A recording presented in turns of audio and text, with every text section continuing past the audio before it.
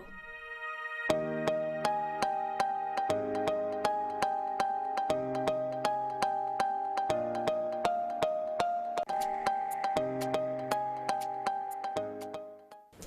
viewers, welcome to the show. It is the Business X-Ray show this Sunday, and today we have a very, very important topic. Of course, if you speak to a number of people, many will tell you it's extremely hard to do business while respecting each and every regulation set out, in that environment where you're playing.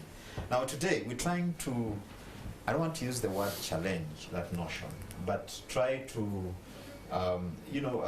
look deeper into that particular notion. And from the start, I want to make this clear that we want to look at how someone can excel in business in a regulated environment, because we have very many businesses. And indeed, if you talk about a number of big players in whatever space they are sitting in, yet you're doing it the right way, following regulations. And again, as usual, on the Business X-Ray show, we have someone who's going to share the experience doing exactly that in one of the most highly regulated sectors or spaces in this economy. Once again, it's the Business X-Ray show, and with me in the studio, as usual, we have someone, a coach from Enterprise Uganda, who's going to help us put a number of things into perspective. Ronald, you're most welcome to the show. Thank you so much, House, for this opportunity. I want to thank those people who have joined us today for the show on the topic which you have discussed, which, as you have rightly said, is one of the bigger challenges of many businesses. Yes. And I'm very excited that you have joined us. I'm looking forward to a show where we learn, we grow, and we make sure our businesses are creating the opportunities for others that they should. Beautiful, beautiful. Thank you, Ronald. Yes. Then our special guest is none other than Gonsha Rehema. She's the doctor, and she's the MD, that is Managing Director of Extra Care Pharmacy. She's going to share with us her experience. Rehema, you're most welcome to the show. Thank you very much. Beautiful. Doctors have few words. But we'll wait to hear from her. Once again, viewers, it's the Business Express show. I don't know, before we go into, because as usual, we're going to have a little video montage that's going to set the pace for us, the discussion for today, just to get a feel of what Dr. Rehema here does and how she came up with that business idea, and how she has been able to really play in that space, because we all know that the pharmaceutical industry is really, really highly regulated, but she's been able to actually enter there, build it, and grow. Anything that has touched your attention this week, Ronald? Yeah, I think certainly this week, I think those of you who watched the news before, there was the question of the rains not arriving when they were expected, and being in an agricultural country, many times that presents a challenge. And I think when I was looking at the story, just as we waited to get into the show, for me, it was one of the things which all businesses need to get used to. The fact that sometimes things just don't go as planned. If you expect the rain today, it doesn't come. And when you talk about regulation, which we are going to be talking about today, it's one of those things, if you don't kind of address it the way you should, you find yourself in a position where everything is a shock. You are shocked that you had to pay a trading license. You are shocked that that the council has come to visit you. And I think, as we discussed, for me, that would be how do we make sure that we minimize the risks? Because the same way the farmer says, I expected rain in March, are there ways? Because the team from the meteorological office was saying that we have anticipated it, we saw the way the winds were moving, but that's information which has to be there. And I think it's a starting point for regulation. Do you have the right information before everything becomes a shock or a crisis? Beautiful. And indeed, because I mean, it's your responsibility as a business person to actually know the kind of regulations you need for your operation. And of course, on this show, the Business Express, we are committed to sharing all this information. Of course, Enterprise Uganda is supporting the show with the Minister of Finance, Planning and Economic Development, because we know that many a time a number of businesses actually fail or get particular challenges because of ignorance. But like they say, ignorance is no defense. Yes. Now, at that point, viewers, we're going to have a little video montage about Dr. Rehema here to get to know the kind of guest we have in the house today. I'll ask my producer to play that little clip so that we start our discussion there.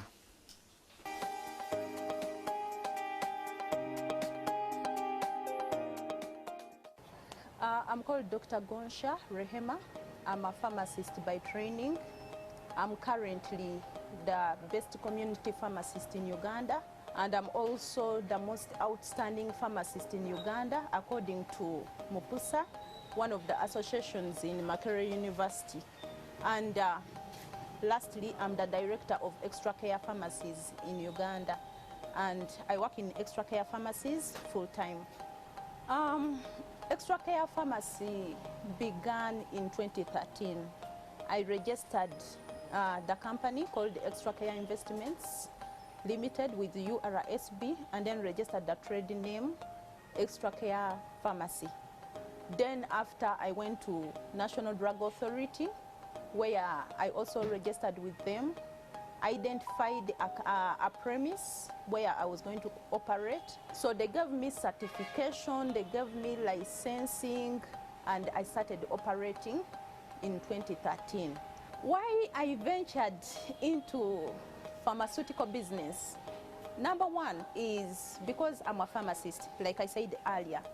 And during this pharmacy training, I had a very heavy bias for clinical pharmacy. I used to perform so well in clinical pharmacy, and I also went and did internship in Mulago Hospital for a full year. And then after internship, I went and studied pharmaceutical care in the United States of America at a university called Wilkes University. And when I was at that university, I concentrated on studying pharmaceutical care, which is like one of the highest practice of clinical pharmacy. So I developed, or I have very good skills in clinical pharmacy. So it's something that I still wanted to go on practicing and implementing, and sort of using the same skills to benefit people in communities. How I have managed to build a business, it has been a lot of hard work, but with a lot of success attached. One of the things I have done is that I have worked so hard. I have sat and planned, put up a lot of structures. I have drawn business plans and made up strategic decisions and sort of plans that are supposed to be implemented as the company grows. That has been one of the reasons. Then number two is that I'm a very strong trainer. When I get up people, like the staff I get, I give them a lot of training. And when I train them a lot, somehow I keep on building the team. So if the whole team knows what they are doing, eventually the company grows. Then factor number three is that me personally, I never get content that I have or I know a lot of information. I continue to look for information. I go for continuous training. Whenever I get opportunity to learn anything that is related to business, that is related to pharmacy, that is related to disease and treatment, I make sure I attend and learn. So the continuous learning gives me a lot of edge and a lot of competitive power. I have various principles I sort of hold dear. For example, professionalism. I always do the right thing, whether it's not profitable, whether it's very profitable, etc. I always choose the right thing for the patient. And I make sure I'm making the correct decisions, medically ethical decisions, etc. So that aspect of professionalism gives me a lot of competitive edge. The way staffs are managed in this company, we are like brothers and sisters. The hierarchy of this is the boss, this is the what, somehow is not there. If you came to the company or to our pharmacies and I'm there, you would not easily tell who the boss is.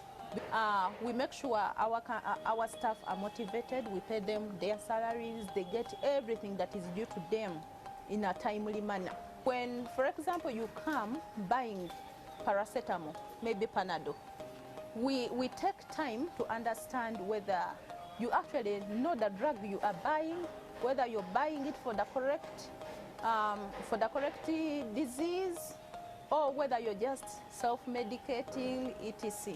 We've had very many achievements, just people moving on the streets, and even them are saying, if those people hadn't intervened in our lives, we would be dead. Just gives me a lot of satisfaction that there are very many people we've impacted, there are very many people we've given a chance to live. And only that gives me a lot of satisfaction. And then as a company, I've trained very many people. There are very many people I've given an opportunity like to earn, blossom, like giving them a start of career, like making a foundation of people's career. Some leave, it is imperative in a company.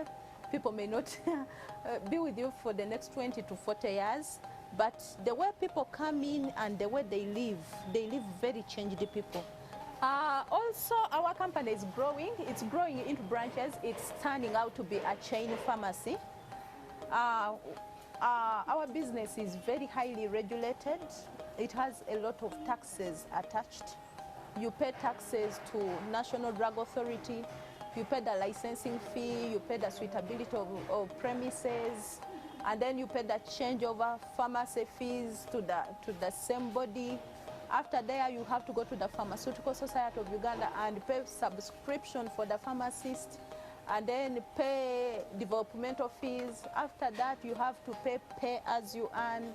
You pay NSSF, and at the same time, you have to file income tax. You have to pay local service tax to the to the municipal or town councils. And you have to pay for all the BIPAND. You pay taxes to for the BIPAND, both to UNRA and then the local service, the local council.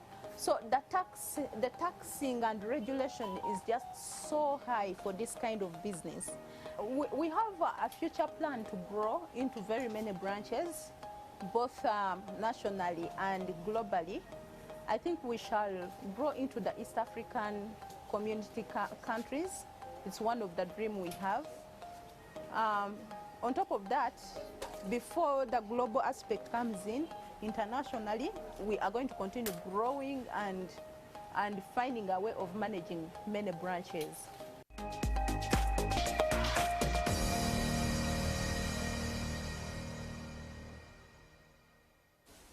Welcome back, viewers. We now have an idea, I'm quite convinced, about the guest we have in the house.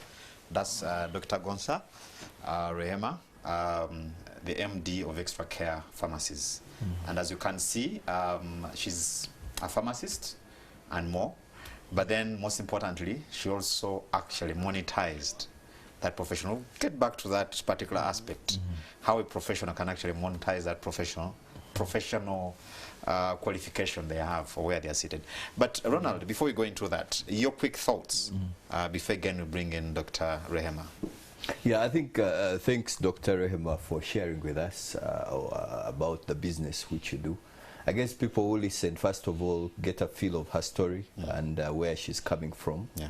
But it's also quite interesting, the list of the obligations a business has that she shared, and to the topic which we are talking about today. I thought it's a powerful list. Yeah. I mean, you can talk about NDA, you can talk about the association, you can talk about the local council, you can talk about the signpost where you have to possibly contribute something to the road authorities. And I think everyone who gets into business needs to appreciate that that is a reality of the market in which we operate. And I think many times the picture is not well painted as we get into business. Someone will say, I will buy items at 2,000, I'll sell them at 3,000, the margin, I'll have a profit of 1,000 shillings. But that profit, you have to share it with all these list which has been given for you to be able to be allowed to operate business. And it's very important for every entrepreneur out there to notice that you have to operate in a specific environment, and there are rules in that environment which you operate. And knowing those rules is the starting point. It's a very dangerous thing for you to say, I've put up my signpost outside my shop, and then you are quarreling that someone came and asked. If that's the law of the land is that if you put a signpost on the roadside, you will have to contribute. Now, some people may make the case that possibly there are too many, and I think there are a number of associations. Dr. Emaya will tell us she's part of Kasita, and there are a number of associations which are out to make sure they're arguing the case of the entrepreneur, and that is totally valid. It's another discussion. It's another discussion altogether.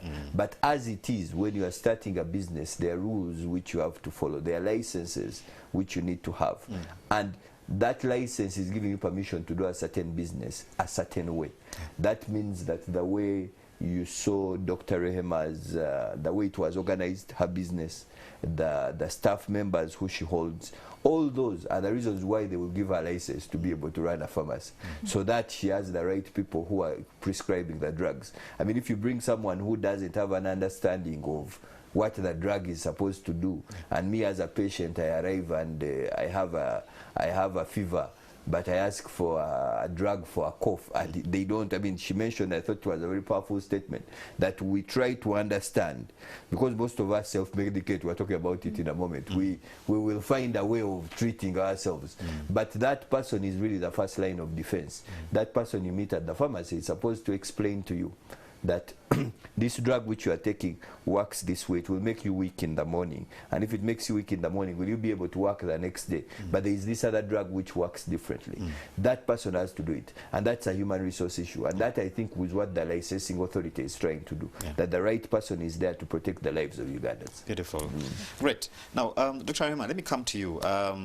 We already have a background. We now know who you are, but someone listening, and especially because the topic for today is looking at playing in a regulated environment. So someone listening might have a question and say, after meeting all those obligations, can someone really do business? What is your experience? Thank you very much, Charles. I'll start by giving a background why they say pharmacy is a highly regulated business. You do not wake up one day and open a shop and display drugs and start selling. You do not. There are people responsible. There are people moving around the whole country trying to trace people who are opening up such cubicles.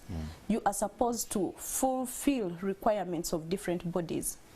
I'll give an example. When I was starting this extra care pharmacy, I had to go to URSB and registered a company, meaning all pharmacies are formal businesses. There is no pharmacy that is an informal business.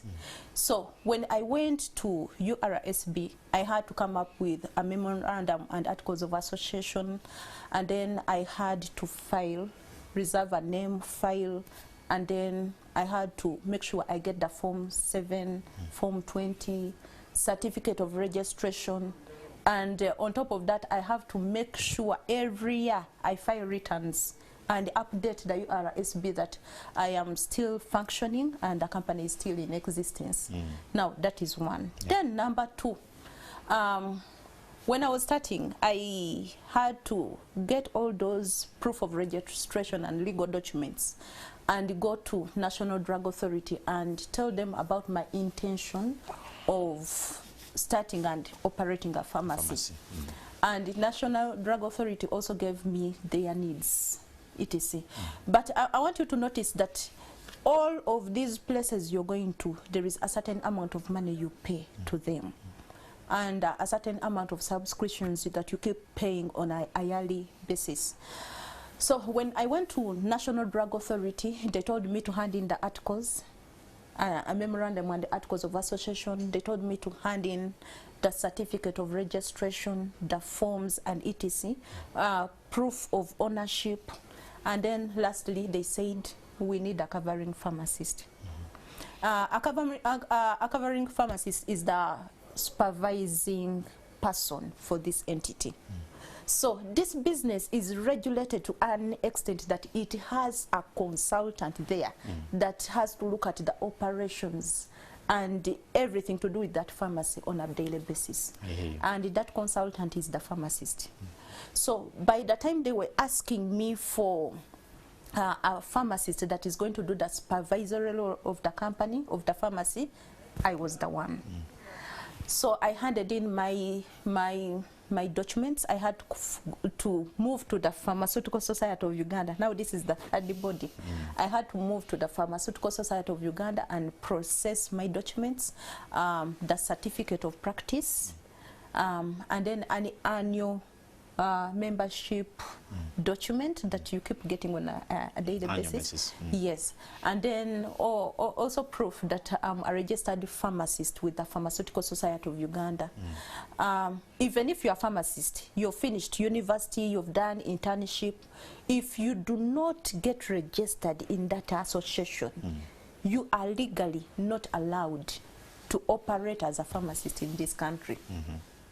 So I had to also process all those, and then I got all those documents and brought them to National Drug Authority. I'm sure the viewers are getting a feel of the regulation in this kind of business, especially those that are announcing ambitions of joining the pharmaceutical world, because you see, part of the reasons why we have these Sunday sessions is also to teach people what is required to play in particular spaces. So I think it's now coming out in, they say 3D. Yes. So when all these documents with National Drug Authority, they say there are, now since you've fulfilled all these requirements, now go and look for a premise, a place where you are going to operate from. So I had to look for a premise, and then this premise has specifications that are written in the law, the NDA Act, etc. You can, and then it has guidelines, etc. You can get them from the National Drug Authority website. So I had to look for a premise that hits all those requirements. So the first premise I got was in Gayaza Trading Center. And I'm sure many people know Mirembe Stage. At Mirembe Stage, there is a pharmacy called Extra Care Pharmacy at the camera, where the camera is.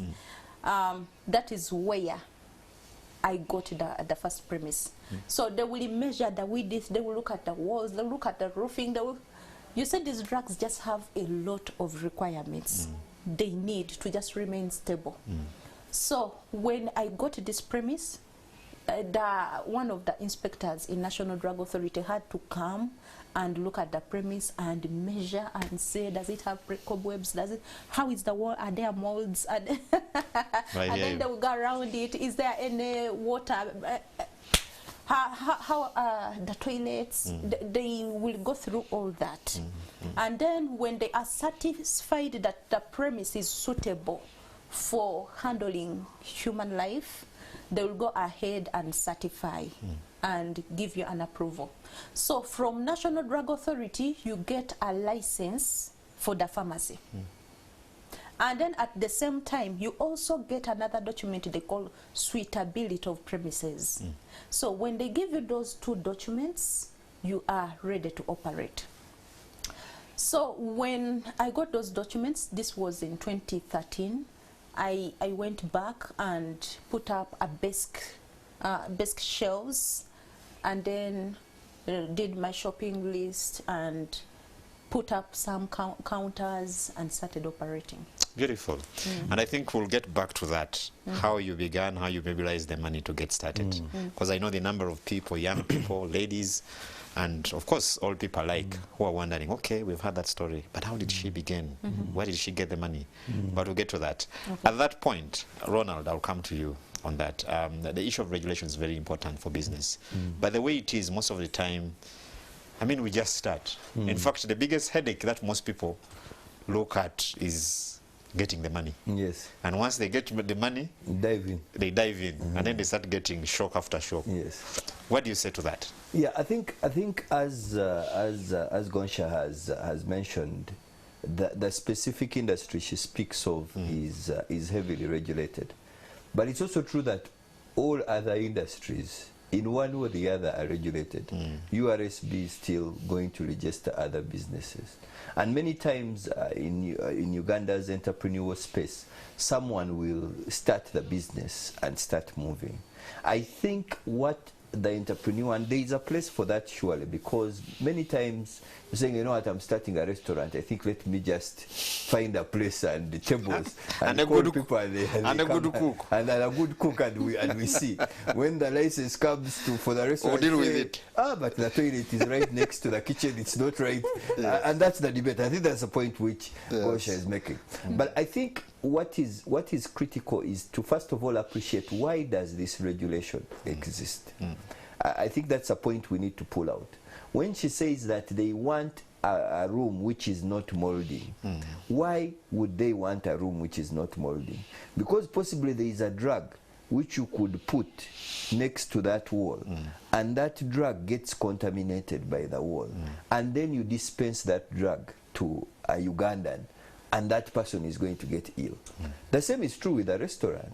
If you are running a restaurant and your kitchen is right next to the toilet, the regulator, the person who gives you the license to run the restaurant, is going to say, no, we can't have this kitchen right there. So it is important to appreciate that regulation shouldn't be viewed as something which is supposed to constrain the business owner, but it is something which is supposed to help you do business the right way. In a way, the regulator is representing the interests of the general public. They are saying, you know what, by the time we take a glass of juice, we don't know where it has come from. Me, I've come to your restaurant, I'm taking a glass of juice. But if the regulator is saying, but your water source, we see where it is coming from, that is not the right water source, which should be making juice, then there is a case there. So I think it's important, first of all, appreciate that regulation is put in place to help. Now, many times that is not how regulation is packaged, and when you think about it, we all view it as just a constraint on our business. And I think there is a case. Sometimes the regulator needs to do a better job at explaining why we have these regulations, and not just to tell you that you pay a license and you start working, but they have to explain that the reason why the inspector comes, because the inspector has the benefit of the information in the whole region, that if you do this kind of thing this way, there will be a problem. And another important point she raises, which I think also, because this show is not only watched by the business community, but then also people in policy making, and probably regulators as well, because the regulator also needs to know where the business people are coming from in certain respects. And because regulation is supposed to enable and protect, it's for the betterment. In journalism, we call it public interest. So, but it should be able to enable that kind of thing. So probably at a certain point, we'll be able to also bring in regulators. You know, to do the explanation, but then also to understand where the business community are coming from in certain areas. Because actually, when you don't have the information, it becomes very complex. Because when you ask an average business owner, everything looks like a tax. I have to pay tax to NDA, tax to, but they are not exactly taxes. They are actually kind of licensing fees which are supposed, but if that is not fully explained, then there is certainly a problem. But I think the second thing which is important from what Gonch has shared is the fact that when you are preparing to start a business, it isn't just looking for who is the wholesaler of the drugs. Because many times when you start a business, say I have my 2 million, how many boxes of Panadol can those give me? If there are 20 boxes, then I'm ready to what? To start. Sometimes when you're starting a business, those are real business costs, and they are sunk costs. They are costs which have to come ahead of beginning. Because if you begin without them, you are going to find that the business is going to be hit with penalties which it shouldn't be hit with. So it is important that when you are planning, and that's why it's important to sit back a bit and possibly go and engage with someone. If you want to start a family, or rather a pharmacy, you come to Dr. Gonsha and say, Dr. Gonsha, the truth is, what needs to happen? They say, this person you need to see, this person you need to see, this person you need to see. So we need to make sure that we see the background of the business before we see the face. When you ask people, are you going to start a pharmacy, they say, do you know anyone who can make shelves, good shelves? I want someone to make good shelves. But the good shelves is really down the line. The real big thing which you have to start with is understanding, how does this business become formal?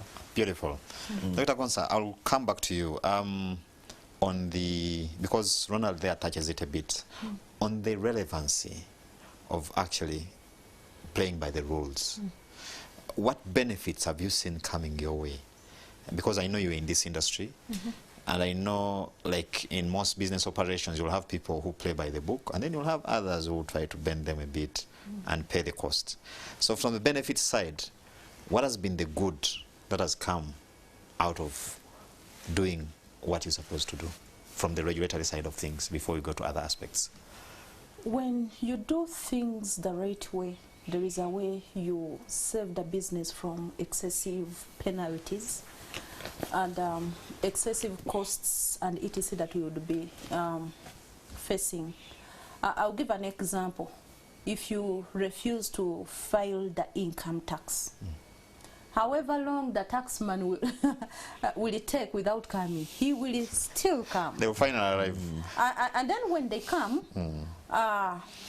there is high probability that they can give you a penalty that can sweep all the capital you have. Yeah. So for business continuity, just adhere to regulations. And then another example is, for example, if you do things that National Drug Authority doesn't want. For example, the drugs that are supposed to be in a controlled fridge, a pharmaceutical fridge, and this fridge is on day and night for a full year. It never goes off. It consumes a lot of electricity, and there is a way we clean it, there is a way we repair it, just to make sure the drugs are stable at a particular temperature condition. Yes. Now, when you say, this is very expensive, I can do away with it, let me stock the drug and keep them out of the fridge. If NDA, National Drug Authority, ever comes and finds those drugs out of the fridge, and they may go ahead and act. What if they say close the business for 1 month, and then as you sort yourself, first sort yourself, get a fridge, and then come back to us, call us back to come and inspect and prove you are complying, and then we shall open your business. So if they close the business for 1 month, where are the salaries going to come from? Where is rent going to come from? So by not complying, you cripple your own business. I get you. So I just comply fully. I know it costs much, but you rather remain with a little and then grow slowly but steadily. Beautiful. Now, moving on. Again, I know some of the viewers might be wondering and saying, okay, we know Rehema, has a background in pharmacy. She's now owning a chain of them. And I mean, you look very comfortable lady and that kind of thing, but how did it all begin? How did you, first of all, get even the vision and saying, I should invest in pharmacy and not probably a clinic or a retail shop and that kind of thing? But most importantly, how did you mobilize the resources to get started? Okay, there are like 3 questions in the same statement. How I got an idea that I can start and run a pharmacy. Number 1, I am a pharmacist. Okay. And I just have a lot of pharmaceutical knowledge. And then number 2, I have a strong bias in clinical pharmacy. You see, pharmacy as a course is a very wide course. When you go to that university, they are going to teach you a lot of information. And you are not going to apply all the information at the same time. I decided to do some bit of specialization. At the pharmaceutical school, you study a lot of manufacture. So you go to the industry, you're tabulating, you make tablets, you make syrup, you are mixing, and then after that, they will give you the part of quality control. You go to the lab, you're checking tests after, like the real organic chemistry, the real chemistry.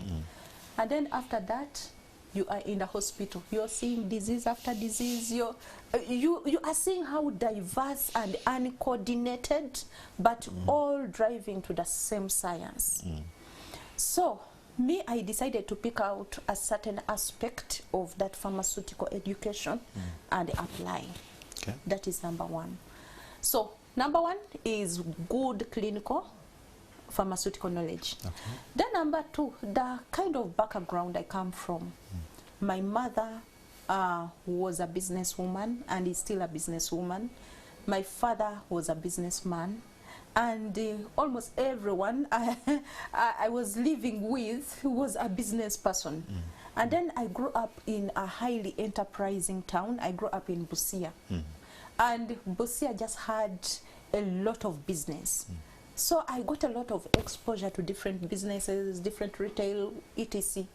And my mother specifically, I don't know why, she specifically gave me a lot of skills to do with business. I remember that time when I was in S4 vacation. When I came out of school, I've come for work, she was like, "Aha, it's very good you've come. What you're going to do, you are going to run that shop." The shop she had. So she gave me, this is the capital you have. Me, I'm going to Kampala. I'm going to find how I can start in Kampala. You are going to run this shop and you are going to make profit and feed the family. You are going to make sure you restock. And she disappeared. That is S4 vacation. You can imagine how much thinking. I worked so hard, I thought so hard, and then I would travel to Kampala and then looking for stock. I had to be sure that I choose the correct stock that I will sell so that we feed. So this woman just gave me a lot of practical training. And then apart from that, the time she would travel to Nairobi still to restock. That time she would travel with me, and then we go to Nairobi and she seated back and it's you to look for the stock. And I think this woman intentionally trained me. Okay. So that is factor number two.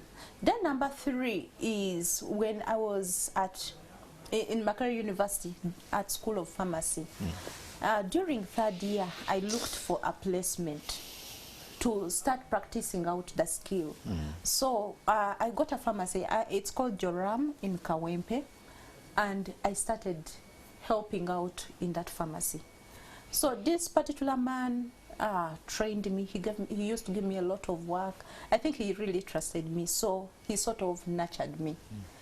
And when I came to the time during internship, like after the 4 years of training, now the 5th year of internship, I would work in Mulago as an intern pharmacist, and then in the evening I would go and, we used to call it cheyo, I would go and work in another pharmacy in the evening. That pharmacy was called Vine. So I would go and practice my skills and help out patients. So I would earn twice. I would earn during the salary of Mulago Hospital, and then in the evening I would earn the salary from Vine. So after internship, I just had a lot of skill and a lot of confidence. Then plus some resources as well. Plus some resources. Then immediately after internship, somehow, like, I did very many things for Mulago Hospital. I was the interns pharmacist president, and I came up with a lot of intervention for both the profession and the hospital.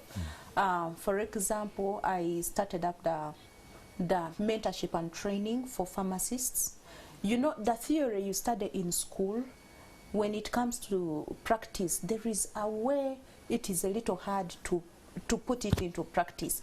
You need a mentor to sort of guide you.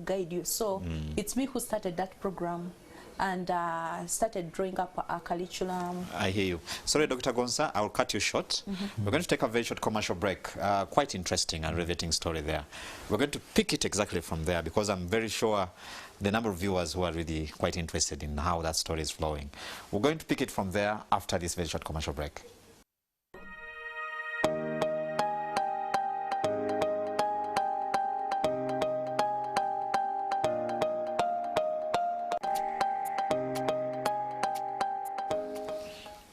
Welcome back, viewers. It's once again the Business Express Show, and today we have a special topic and a special guest to actually help us through it. We're looking at how you can actually thrive and build a good business within a regulated environment. And with us in the studio today, we have Dr. Gonza Rehima. She's the Managing Director and Proprietor of Extra Care Pharmacies. She's a pharmacist and a businesswoman and running a chain of pharmacies. So before we went for the break, she was telling us her background, how she went or she came into the business of running pharmacies, where she picked the inspiration, and we had begun on that journey to where she is now. I know you had already told us about your days at Makerere and the kind of inspiration you were able to build among students who are doing pharmacy as a course. I don't know, we can start from there. So you at Makerere, you've become the president of that community. You've come up with some interventions. So what happens from there? So there was an Indian who was starting up a pharmaceutical distribution company that needed someone to work with.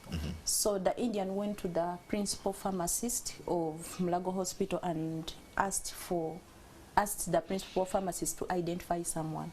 So the principal pharmacist gave in my number. And I started working with this Indian. That was immediately after internship.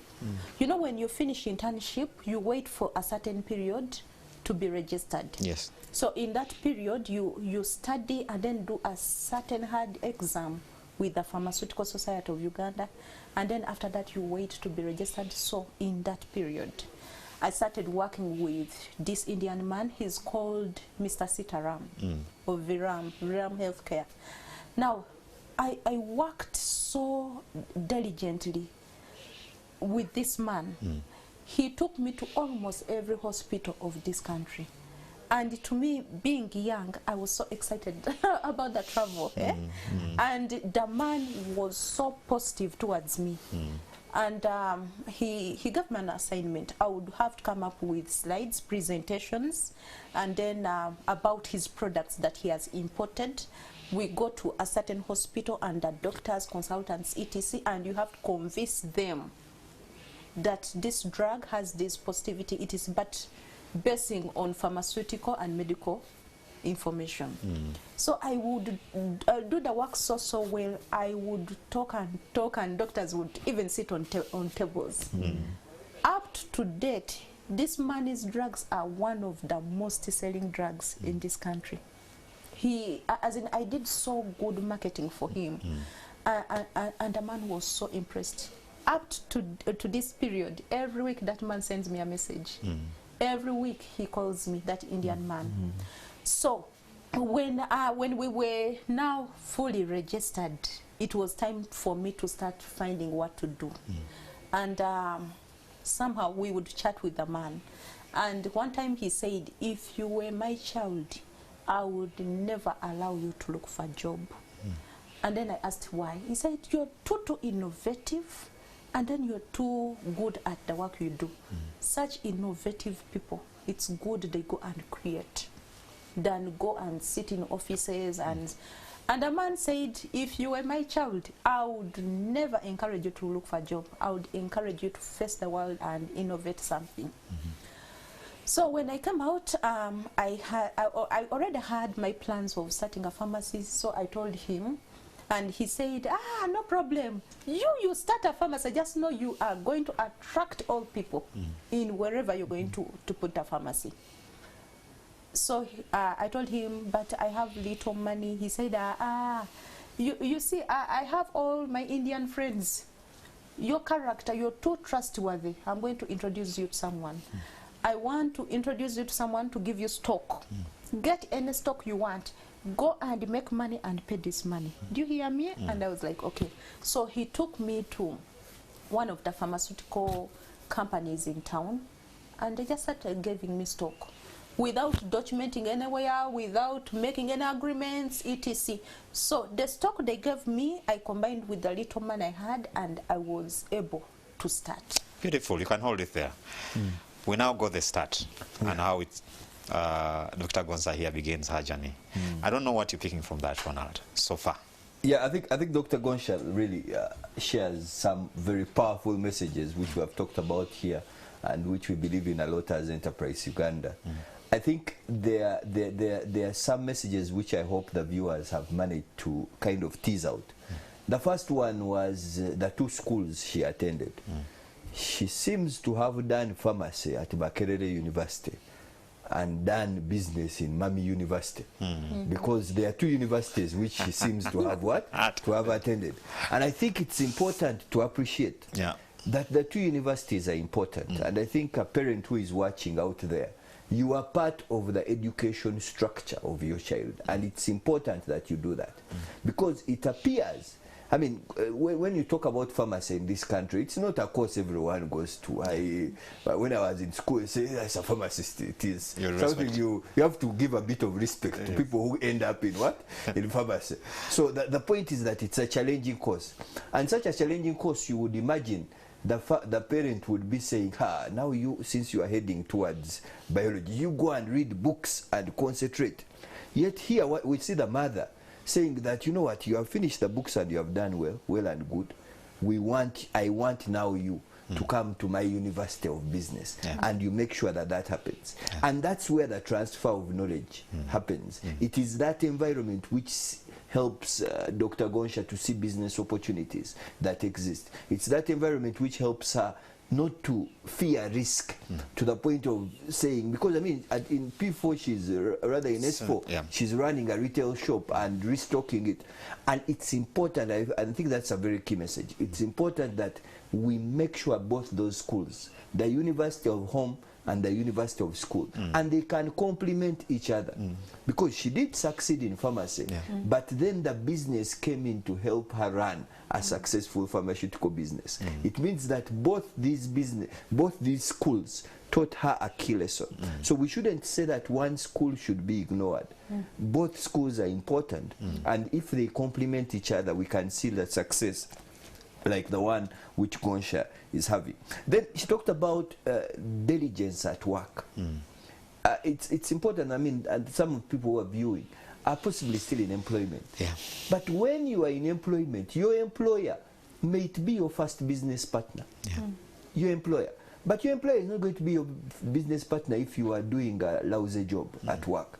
If you are not delivering, if you are late at work, if you are not completing assignments, you can't expect your employer to say, I will call some friends so that they can give you supplier credit, which I'll talk about in a moment. So we see here that Dr. Gonsha used this as a platform, not only to make networks for herself, but to give value to her employer. Now, we need to remember that in employment, that is one of the first places you practice entrepreneurship. If you can be an entrepreneurial employee, if your employer can say things like, you are innovative, I like the way you've come up with solutions, then that means that gives you credibility. That gives you the starting point for you to be able to say that I can be able to shift and start my own business. So if you don't hear your employer saying you are innovative, if you don't hear your employer saying, I like the way you do this, be worried. Don't say that I am tired of this employer, I need to go out and do my own job, because your business is taking you. You are the same person.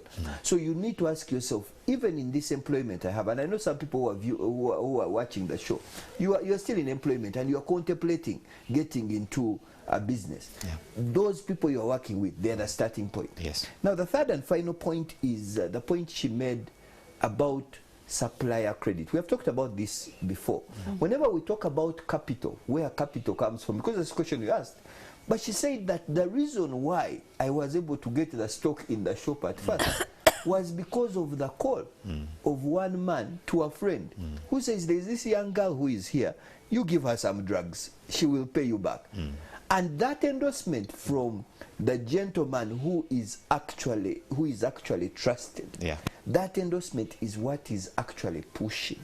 So we need to see that when we are starting businesses, capital is not the cash which you hold. The networks which you have, the reputation which you have, all those are starting points which you can use as a platform to be able to build capital. And we saw that very clearly in Rehema's story. She said that I did such a good job for my employer that when I said I want to get into the pharmacy business, he's the one who offered, let me call.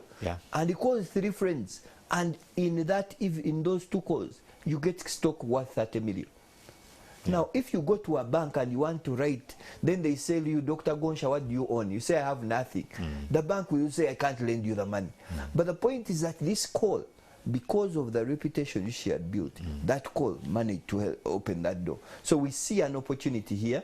We see something which can be able to be done, to be able to help us. So one of the things which I think is critical as we reflect on what she shared is that when we think about, we talk about supplier credit, Yes. your reputation, the name which you have built is also capital in a way. It can open a door. She said that this gentleman still calls her every week. It means they built a relationship. So if you are at your employer's place right now, will your employer call you as soon as you leave and say, you know what, I have seen another opportunity for you? Or your employer will also be celebrating that, hey, this man has left us, we thank God. Good riddance. Good riddance. Great. So those are a couple of the ideas I see here. Thank you, Ronald. And I really see a very important currency there, being integrity as well. Because really it's one of the glue that's binding quite a lot of things there. But I think you've rightly put it quite well. Viewers, you can be part of this show, and we're going to put our WhatsApp number on screen. If you have any question or comment that you want to direct at Dr. Gonza here or Ronald, you'll be able to actually send those through so that we, you know, the idea behind this show is to share as much practical information as possible to you, our viewers who are watching us. Now, moving on, Dr. Gonza, so you start the business, you've started moving. I know, of course, we've already seen a bit of, you know, some of the achievements you've seen over time. But just paint for us that picture when you began, you know, this business. How was it like? Of course, we've tackled the aspect of regulation, the many regulations you had to deal with.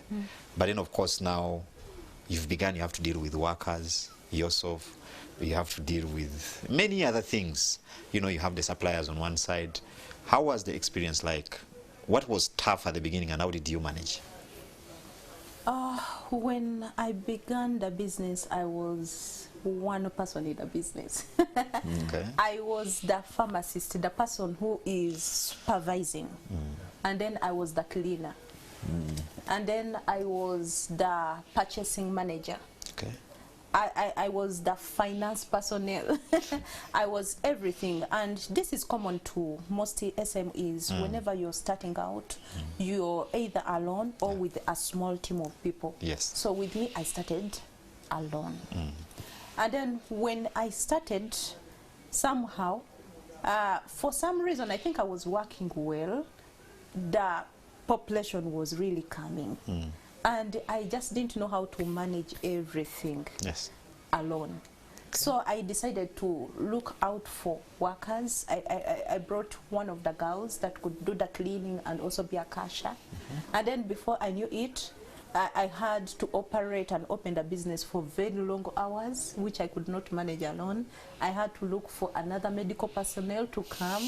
And then we were doing things manually, you know, how a pharmacy is. One pharmacy can have up to 3,000 drug items. That is how complex those pharmacies are. You just look at those boxes, but you don't know these are totally different items and different drug molecules. So everything was becoming complex. I couldn't now count and take track of the inventory. Some inventory was disappearing, and I was like, now I have to get organized. So I continued bringing people on board and trying to increase the controls, and that's how it began with me. I hear you. Beautiful. Now, when it comes to organization, because that's one of the toughest stages that most businesses grapple with. We shared here an experience of one of the business people. I think his downtown is in Chikubo. You know, he's dealing with a lot of turnover. So much so that they bring him breakfast and he has no time to eat it. By the time they bring lunch finds breakfast there. So that's the life he has lived for quite many years. But you, I mean, I see you're quite relaxed. And clearly you seem exactly. And I haven't seen you panicking to go and pick your phone to see what's happening and that kind of thing. So how did you make the transition structure? Because you're not running one pharmacy, you have more than one pharmacy. How have you been able to, manage that for the purpose of our viewers that are in that particular space? One of the things and the direction I'm taking is to bring in technology into managing the business. Okay. Computer system. Yeah. Like I've just shared, managing the stock manually was just too complex and not feasible, totally not possible. So I had to think of bringing a computer. And when I talk about computer, I'm not meaning drawing tables in the computer, then you're still doing it manually, you're using Excel, it will not work. You have to look for a system. Yeah. And with the time as I'm growing, the system also has to grow. Yeah. It is now starting to grow into compartments, the purchasing entity being alone, and then this branch having its unit, and then the other branch having its unit, and then the other branch having its unit, and then the other branch having its unit, but all these branches interlinked. So I am looking and following up technology very cleanly. Beautiful. That's how it is working out for me. That's beautiful. The other issue is that most businesses, when they are starting at that early age, before I bring you in, Ronald, they tend to rely a lot on family members. Or you'd call it family labor, to be specific. Is available. Yes. And for a number of reasons. Sometimes it could be, actually most of the time, you don't have enough resources to hire. But you can convince a family member to actually come and work pro bono. How did you at some point bring on board family members? And if you did, how did you make them productive? After the first branch was starting to promise and was making money and was making profit. But I had a second license that was unutilized. Okay. You know, when you are a pharmacist, you're given 2 places of operation, maybe because the numbers are not yet sufficient, and they want different communities to get a feel of pharmaceutical help and pharmaceutical care. So you're given 2 licenses. Now, the second license was not being utilized. So I decided to look for another location and start utilizing the second license. So that is how I ended up opening a pharmacy in Narukolongo. The first one was in Gayaza and is still in Gayaza at Mirembe stage. Yes. And then I had to open a second one in Narukolongo. Along that road, Narukolongo Mutundwe Road. When you reach the market, you start sloping. You will see Extra Care Pharmacy on the left. So these are different communities, and you see different communities have different problems. It really stretches you to really think well. So when this second pharmacy was done, I realized I couldn't supervise the other side. You see, the pharmacy has the pharmaceutical knowledge, it has the operations, it has the finance, it has many aspects to be taken care of. Now the second one seemed to be far, and I couldn't really have control. So I decided to convince my mother. By then, my mother was not doing so well in her business. I think by then they would export some stuff to Sudan, etc., and then a war broke up, and she lost money. Now, when she lost money, I was like, it is simple. Now you come, we work in the pharmacy. Knowing her potential. You see, we've worked together before. So meaning we can tolerate our tempers, our character, we can think together, we can implement together. So I said, it is simple. You come and work at the second branch. And then it is now me putting out the orders. Initially it was her, I want it done this way, I want it displayed this way. And now it's me saying, now when you're in the pharmacy, make sure they've swept. Make sure. So she is still there trying to make sure the operations are going as per my So directions. you are now teaching your teacher. I'm now teaching my teacher. Yes. So I go there and do the medical work and see the patients, etc. But she makes sure they have cleaned. The administration She and all makes that. sure they've opened, they've closed, the what. Now that operational aspect is for her for that branch. Beautiful. Ronald, what do we pick from here? No, I think Dr. Gonsha gives us many powerful lessons. I'll go back a bit to where she started about starting small. I think she mentioned it in passing as the pharmacist, then the cleaner, then the accountant. And I think, as she rightly said, that is the story of anyone who has done business in this country. It is the fact that you have to start and you are everything. And it takes a special amount of humility during that period for you to say that you, with your pharmacy degree, you have also started cleaning the floor. And after cleaning the floor, you lock the gate. And after locking the gate, you do the books. That process is where many of us fail when we are starting. You feel like, I shouldn't be the one really cleaning the floor. And then you put unnecessary costs because you got 2 customers in a day. You have just opened. With 2 customers, you made a good sale, good customer care, but the truth is that the profit you made that day was just 10,000 shillings. If you made a profit of only 10,000 shillings, you can't afford to put a cleaner on it. The only thing you can afford to do is to be the cleaner. So it's important to appreciate that when you talk about starting small, that's the message which we are making. That there is a season in your business when you have to do that. And we saw that, I think there is a show we had here a while back. We saw that even during the COVID period. We were telling people that you may have to return the way things are in business now. You may have to take back some of the roles which you had recruited people because things are tough. When you can't afford 3 cleaners, you have 1. You may be the second cleaner. And they say, hey, MD, you are here with us. You say, yes, I'm here with you. Because times are what? Tough. Times are tough. So that's an important thing. Then she talked about, and we have a session at Enterprise Uganda we call the man with the key has gone. That process of being the one who has all the power. You are the one who has the key. You are the one who signs the check. You do everything. There is a process where the business needs to let go.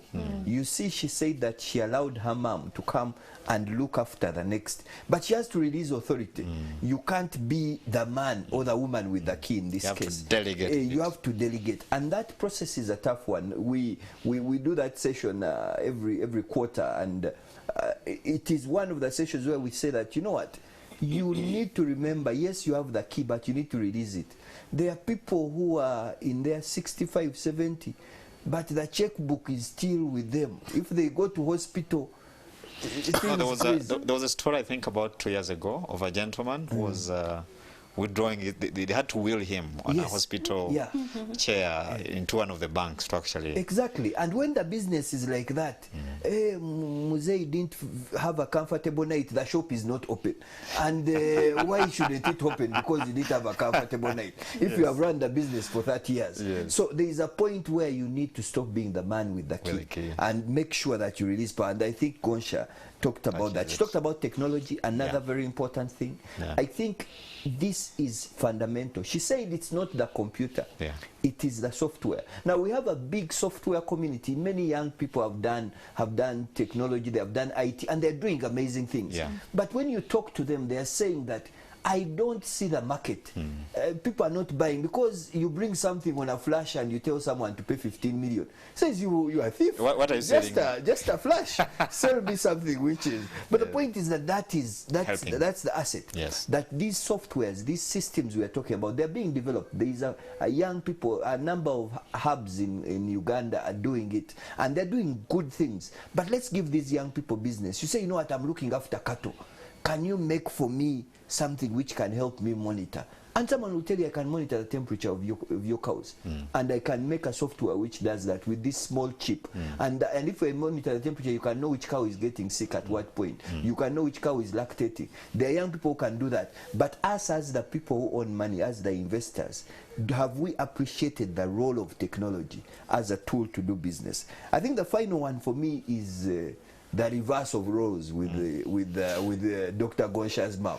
And I think any parent who is watching, it is one of the greatest honor to see the person you mentored be able to even help you out in a tough time. And I think for me that is at the heart of family business. That as we see transition, you say that, you know what, there is something new I've learned, I'm running a different business, there is something you can learn from me. And the mom also has to be a lady of humility, to say that, you know what, the truth is, Gonsha is the doctor. She's the one who understands pharmacies. Me, I don't. Because you said, these boxes, let's mix them up. She says, no, we have to put them like this. But I think that ability to work as a family, we need to make the family energy. Families are doing amazing things. Families bury people. Families do weddings. Families, we need to see families doing business together. Very good point. That is something which is powerful. Thank you, Ronald. Good. Dr. Gonza, before we go to the questions, and there are many that have come through for you, and comments, how do you meet Enterprise Uganda, and what do you pick from there? How did I meet Enterprise Uganda? I didn't tell you, I'm a board member in Kasita, Uganda. Okay. And during our operations, somehow Enterprise Uganda came up to train business people in some skills, and I attended. That's how I came to know about Enterprise Uganda. And then after, they brought out a training module. It's called ETW. I think it is the hardest training module in Enterprise Uganda. Empreteko. Whoever has done that, that module successfully is really good. So one of my church members advised me to do that course unit. So I went and applied in Enterprise Uganda, and I did entry PECO, ETW. And I was actually the best student. Beautiful. I was the best and most resilient student. But it had a lot of skills that were strategically put together, that were supposed to help a CEO to adjust and also to think very critically. And then the kind of pressure in that, it's like they put together information that is supposed to be taught for a full year, and then they put it together. Is it in two to 1 month period of time? Now you are supposed to hand in assignments, you're supposed to do this, and then at the climax you're supposed to innovate and implement a business and make a profit and what before you graduate. It was a very good one. That's how I met Enterprise Uganda, and that's how I have moved with Enterprise Uganda. Beautiful. Now time to go to the questions and comments that are coming through from our viewers, because we know there are quite a number that watch us with a pen and paper just to learn and pick information. Again, I need to say and state clearly to the viewers out there that this is an extension of Enterprise Uganda's business development service to your operations. So when you see Ronald here, he's come here to teach. When you see Gonza here, she's come here to share practical business experience. True. So that's how we do it, and we hope you're actually deriving good dividend out of this. Now I have a question here for you, Doctor. This is, he's saying, Dr. Gonza, please shed light on the cosmetic section. How were approvals done to ensure that products had UNBS seal? This is Sisi from Kampala. I think she's trying to ask because she knows that some pharmacies also sell cosmetics. So how are approvals done in that particular area of cosmetics? It's starting to be a real concern. Can I answer? Yeah, please. I think it's now becoming a concern to various communities that cosmetics are into the pharmacy. Yeah. I remember not many months back, I was called up by the URA, Uganda Revenue Authority, and they termed it knowledge sharing. And they said, we know you're a very intelligent pharmacist. Tell us what is pharmaceutical practice in this country. So I came and shared and told them the different aspects and the fields of practice of pharmacy in this country. And then after they brought in, now tell us about the cosmetics. What are cosmetics doing in those pharmacies? and they were saying, why are these cosmetics not paying VAT? And they really wanted me to defend and also train them about this. So I will still do the same for that person. You see, when you go to pharmacy school, there is a course unit called the cosmetology. Those creams you're seeing, those what are developed by scientists, and some of the scientists are actually pharmacists. Okay. When you talk about cosmetics, what people are having in mind are the Mekako, the Vaseline, the etc. But there are certain forms of those cosmetics that are purely pharmaceutical. Yeah. So, me, a pharmacist, when I handle this cosmetic in me, I look at that label that has ingredients, and every ingredient there is a pharmaceutical element. So there is a way you cannot differentiate, or you cannot separate certain cosmetics from a pharmacy. And this is there globally. Yeah. And in other countries, there are some cosmetics that are sold solely in pharmacies. I'll give you an example. There are some cosmetics that maybe babies are reacting, like Zincast. Yeah. You will see a tin and it's chizigo. And a baby is reacting, you use this cosmetic, Yes. and it works so well. There are some cosmetics that you will see skin specialists prescribing for particular people, and yet other people are using them as normal visigo at home. So this pharmaceutical cosmetic, if you can, cosmetics is actually a pharmacy kind of thing. I hear you. When you come to extra care pharmacies, for example, at Mirembe stage, you will see the cosmetic section. But the kind of choice I make for those cosmetics, you cannot come in and win the battle that this is not a drug. They are selectively chosen for those shelving. I hear you. I do not stock everything. You will not find, I want to give an example. You will not find Mekako in extra care. You will not find those bleaching elements. But there are some items you will find and you think chizigo. And me, I even prescribe it over the counter. I hear you. That is it. Beautiful. And I think some notes has been taken there. So I have someone here watching is saying they know someone who has been practicing pharmacy in the UK for over 2 decades, and they would like to come back home and settle in Uganda. What advice would you give? Let them come. But as they come, they have to realize that these countries are different. Personally, when I was doing a postgraduate training in the US, at the university called Wilkes University in Pennsylvania, there is something I noticed about America. The way they handle things and their regulations is quite different from us. And the way they display their drugs in pharmacies, I got a chance to work in some of the pharmacies in America. I will tell you, the way they do some of those things is very different from here. That is number one. Number two, when you come to Uganda, that person who wants to come, you are going to find totally different diseases. You are going to find malaria that is not in America. And then you will come thinking it is a simple disease. And yet here in Uganda, if not well handled, it's causing renal failure. So the kind of diseases that person is going to find here are totally different. Beautiful. So when they come to Uganda, they are not going to open up a pharmacy and operate it. It is legally not allowed. They will close it down. They will tell you, go straight to the Pharmaceutical Society of Uganda, and those people will give you a period of training and then a certain exam that they are supposed to do and pass, and then they will be suitable for the Ugandan market. Beautiful. I have someone here. He's saying, good afternoon, Business X-Ray team. Thanks for bringing Dr. Gonsa. But can you make any profit apart from avoiding penalties in the highly regulated business? This is Razak in Buikwe.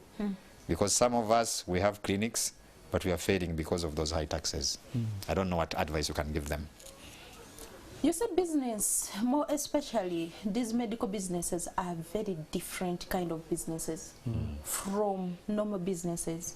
I'm talking like somebody who worked with my mother in an informal business, and then somebody who is working in a purely formal business.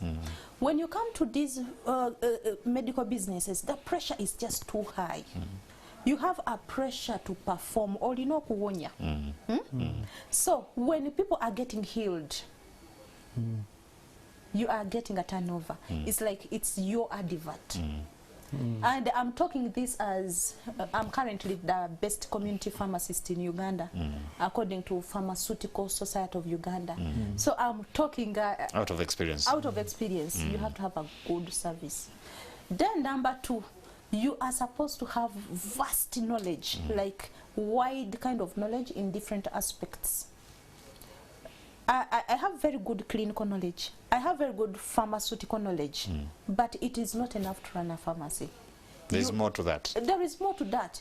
You are supposed to have very good financial knowledge. When I was starting, I realized I was lacking in such areas. I went and enrolled up for a course. So I went to UMI and did business administration. And this course shaped me so well, like the business aspect of this company. I started realizing, hey, so that's why Coca-Cola does this. Okay, that's why this is on TV. I started like it was an eye-opener. You, when you will come from school and then start this clinic and then start typhoid, and then this financial aspect, you have no knowledge. You can't even read financial statements. It's a type of thing. It's hard. Sorry. So I summarize by saying, you analyze your business and see all skills, it will work out. Beautiful. Ronald, I have something for you here. Someone is saying, thanks for the show. Can I increase my profits in a business in the short time, but avoid credits? Is a viewer from Fort Portal. Avoid credit as in debt? I think debt, that's what he means. Okay, I think certainly growing a business has a number of things which you should consider. If we take Dr. Gonsha as an example, if you are in a business of trade, and a pharmaceutical business is actually a trade, some are retail, some are wholesale, one of the fastest ways of growing is, first of all, building that reputation by delivering a good customer care. And as the demand increases, you transfer that demand to your suppliers by saying, you know what, I've been taking stock of 10 million. Can I take stock of 20 million? That is the cheapest kind of credit you can get. Because your supplier giving you stock of 20 million and you turn it over in a week, and it used to be 10 million. That extra profit is actually going to end up on your bottom line. But you find that that process is, first of all, you being very honest with the first 10 million which you are getting. If you are getting 10 million and you turned it over and you paid on time, one of the challenges is that many businesses, you go to a dealer and you say, I want supplier credit of 10 million. They say, I'll pay by Monday after next week. And Monday after next week, your phone is not on, and we can't get you. And the moment you destroy that trust, you find that you are entering into more expensive credit. The supplier says, no, you need to bring cash. Now, if you need to bring cash, that means you need to go and borrow. When you go and borrow from the bank, you don't treat them well. You have to borrow from a money lender. And that means that it wipes out the profit you are going to get. So it's important to say, how do I make sure that that asset we talked about, that asset of your reputation, of your word, if you use that asset well, it can be able to offset the cost of credit. Beautiful. I have another one for you, and I think also on one of the questions, Doctor here will chip in. This is Sembus Ignatius from Mengo.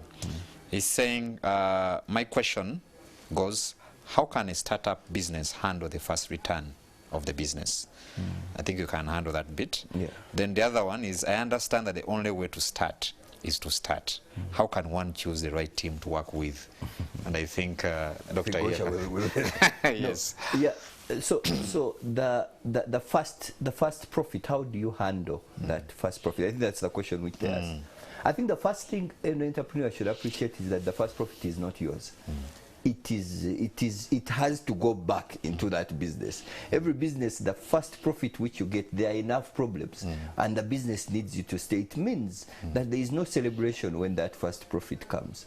You notice you haven't bought a chair for your business, and that first profit is going to be the first money you use to buy a chair, so that the business gets a bit of furniture which it is dealing with. And that process can continue for the first 3 years, for the first 5 years, and you find that it appears the business has given you nothing for the first 5 years, yet it seems to be growing. I think that is what at Enterprise Uganda we call the sacrifice of the entrepreneur.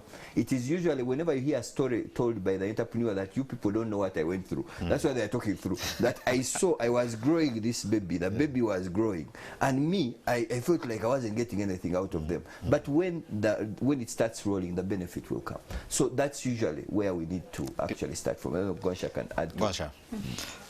Yeah. How do you choose the right team to start with? When you are starting a business, it is hard to tell what the right team is from my experience. You bring people have totally different characters. They are at different level of skill. And it's you supposed to make the team right. Beautiful. That was my experience. Your experience. But as I grow into now a fully fledged big company, there is a lot I'm learning. You can't run away from human resource management. Beautiful. So you have to find a way of like outsourcing. You may not fully outsource, but you have to look for consultants and get counsel from them. That is one of the things. Then number 2, I'm stopping these things of interviews. We talk and then you talk well and I'm like, I'm stopping that thing. What I'm doing is that the interview I'm giving is purely practical. I hear you. You come, I'm like, sirina buzibu. So the conmen and conwomen have learned the tricks. Sirina buzibu. You go to that branch, let's start working. Yes. Show me, what then you I can. accept. Yes. So that's what I'm doing. So the person goes to the branch, and you know that branch where I send them has mama. And there is something I have learned. Those people have very good skills, very grown-up skills compared to what we have. So as they work with this person is like, oh, you're tied down, so and I'm sorry for talking. No, it's okay. It's all right. It's exactly what Baba says. Yes. So that one will you not manage. They'll look right through them. Yes. And then as they work together, this woman is like, she even can't express herself to the client. You realize she really knows the business. I hear you. And then if you insist, in all cases, that person fails. Beautiful. I think then I have a good one here. I think this one is an investor in the pharmacy. But he's saying, I know you're a pharmacist and can supervise your own pharmacy, reducing the cost. How do you advise a person starting that business and is not a pharmacist? What advice would you give them? One of the advice is just to do partnerships. Yeah. From what I'm realizing, non-pharmacist pharmacies are failing. And it's the reason why we are having extensive sale of pharmacies. This way in the media, you may not be knowing, but outside there, on our pharmaceutical groups, we have a group, a pharmaceutical group, WhatsApp group that is named after me. It is called Team Gonsha, and it has over 256 pharmacists. And they keep posting information. On a daily basis, there are sets of pharmacies on sale that have failed. And when we analyze very well, those pharmacies belong to non-pharmacists. So I would advise that person, if you can do a partnership. This thing is highly professional. It's for the bright. I hear you. Not to brag, but to sort of, it is really you have to technical. Have that knowledge. You have to be good. I get you. Beautiful.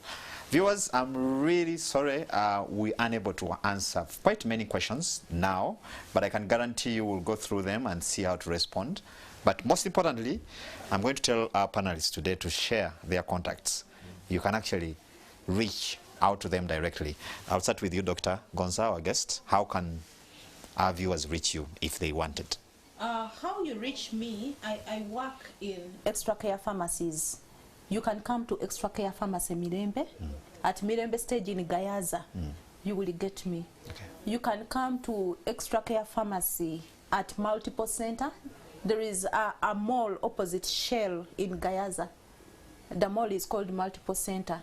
It is along that road that goes to Gayaza Chigo, the church of the Catholic Church. Along that road there is an Extra Care Pharmacy.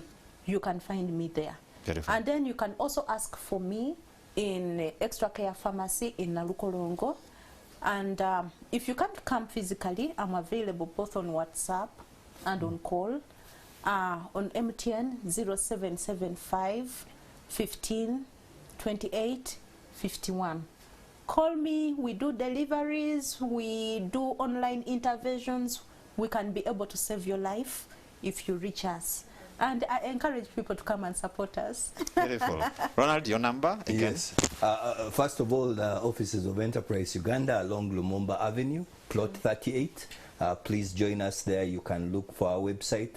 You can follow us on Twitter, Enterprise Uganda. My contact is 0782 388 091. You can send me a WhatsApp on that number. You can call me. I'm also available on Twitter. The handle is Ronald Mukasa SS. And also on LinkedIn. You can look for Ronald Mukasa on LinkedIn. Please, entrepreneurs out there, we encourage you, engage with us at Enterprise Uganda. We believe that that we can be able to grow together. Dr. Gonsha's journey is just one of many journeys we have participated in, and we believe that we can be able to make businesses work and be able to transform our country. Beautiful. Thank you very much, viewers. That's all we had time for. It's a show brought to you by Enterprise Uganda and Minister of Finance, Planning and Economic Development. We're committed to actually see you succeed in your business. I've been your host, Charles Boji. Until next time, have a good evening and God bless.